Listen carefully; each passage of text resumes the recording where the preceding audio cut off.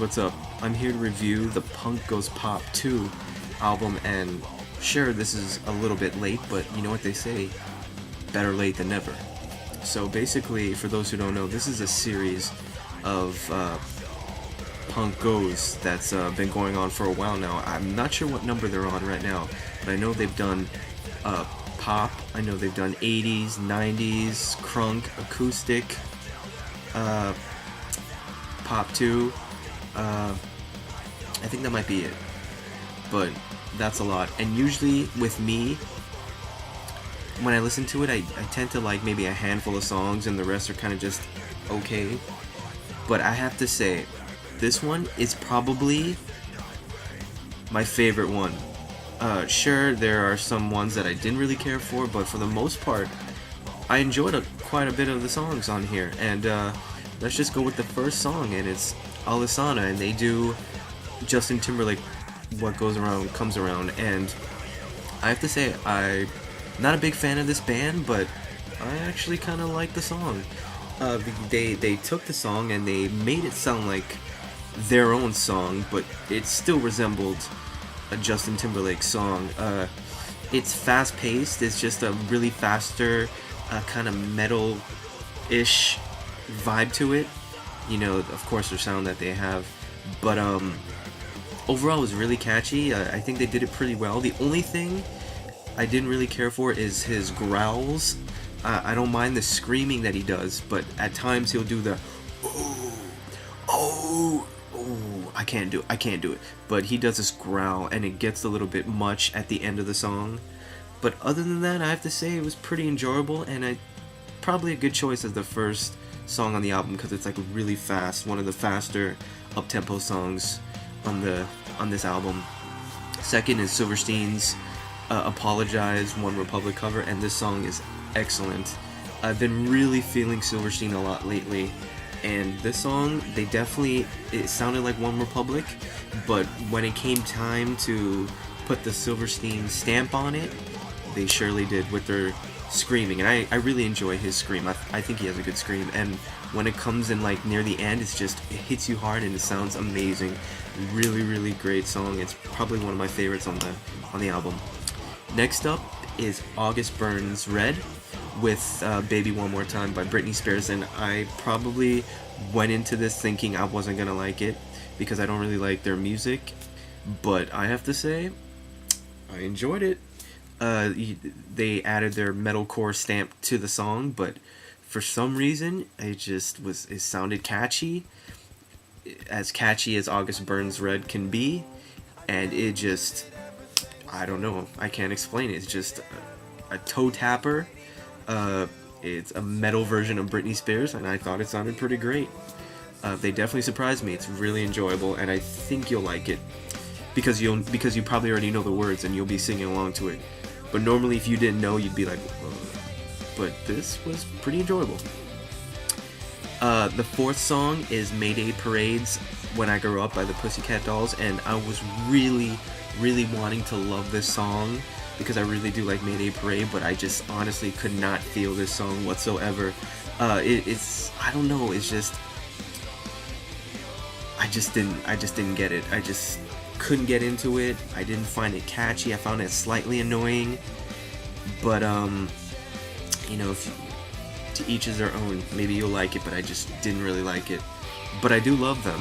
I love them, but I just didn't love the song. They probably should have picked a better song, in my opinion.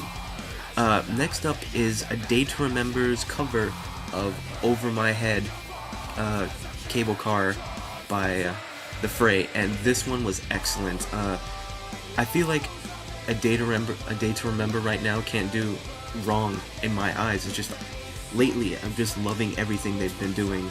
It sounds really good. It sounds like The Fray, but at the same time, it sounds like A Day to Remember. You know, they kind of made it their own, and it's really, really, really great. I'm loving it. You should definitely check it out. One of my favorites. Next up is Escape the Fates Smooth, Santana and Rob Thomas cover, and honestly, it's just okay. In my opinion, it's just it kind of sounded way too similar to the original. Sure, they added their little scream that they do here and there, but it just sounded way too much like the original. It was kind of boring. It was okay. It wasn't horrible by any means, but it was just middle of the road. Okay. And I don't really like Escape the Fate all that much. You know, they tend to have they're kind of like I don't know. They just, for me, they have a handful of songs I like, and that's about it. Next up is There for Tomorrow's Icebox Omarion cover, and excellent. This is one of the highlights.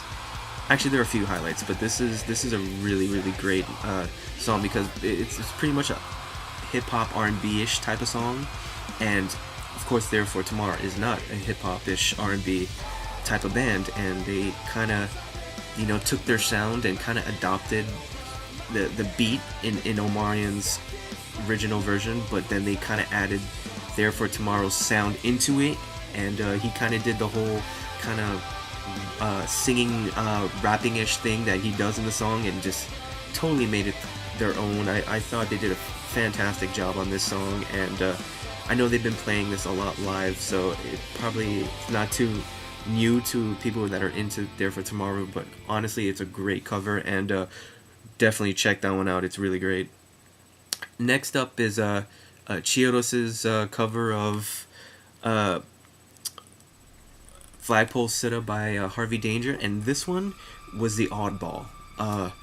I know when they initially released the track listing, it didn't include the song, and then they had pushed the date back for the album to put the song on it, but I don't understand why, because this song's really not a pop hit, and it did come out quite some time ago, but overall it was kind of a little similar to the original. It was okay. I'm kind of over Chiodos, to be honest. It wasn't horrible by any means. It was okay. I tend to skip this song whenever I play this CD, and it's not because I'm kind of over Chiodos. It's just like when I hear it, I'm just like, maybe it's because I really didn't love the original. It's just this one was a bit of a pass for me. But then again, I hear a lot of people like this song, so who knows. Next up is Bayside's Beautiful Girl, and by Sean Kingston, and great song. The only problem I have is I wish maybe they would have sped it up just a little bit, but otherwise it was good. Next up is Breathe Carolina, See You Again, and I hate this song. I hate it. I don't like them. It's just I didn't enjoy it. That's all I have to say. It's not my cup of tea. Next up is The Cabs, Disturbia by Rihanna. Fantastic. It sounded really great. It sounded like Rihanna's version, but it also sounded like The Cabs. It was really great. Really spot on. Good stuff. Next up is Ecstatic Lullabies, Toxic Britney cover, and this is on their album, so this is not a new song. It's good, but nothing new. So if you probably already heard it anyways, but it's good.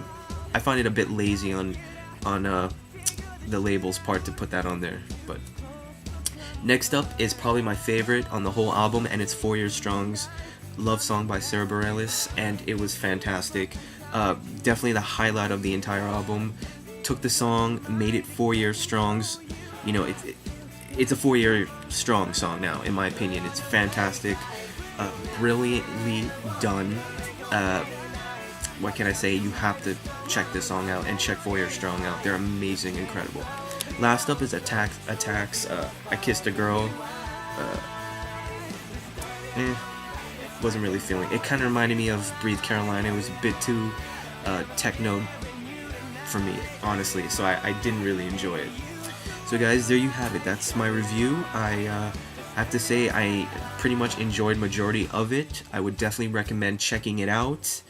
Definitely check out 4 Year Strong's cover, Silverstein's cover, There for Tomorrow's cover, and A Day to Remember's cover. Those were fantastic. So go out and pick it up. I think you'll enjoy it. Thanks for watching, guys, and see you soon.